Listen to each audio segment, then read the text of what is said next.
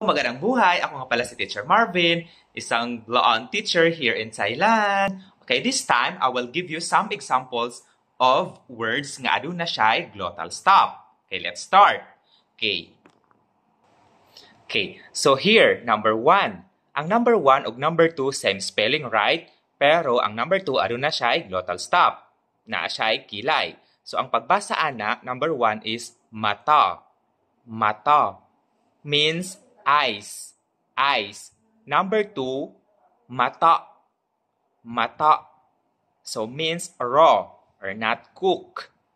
Okay, number 3 and number 4, same spelling but different glottal stop. So, ang isa pa-right, ang isa naa sa taas. So, nasa to, atong basahon.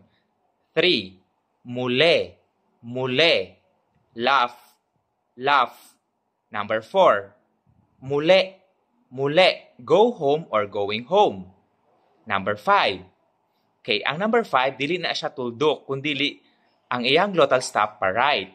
So, ang pagbasa ana is bli, bli, feet in English. So, number 6, sphalo. Sphalo means pen. Okay, kung wala siya sa O, kung wala siya glottal stop, ang pagbasa is sphalo. Sphalo, but na siya glottal, sphalo. So, number 7, dito.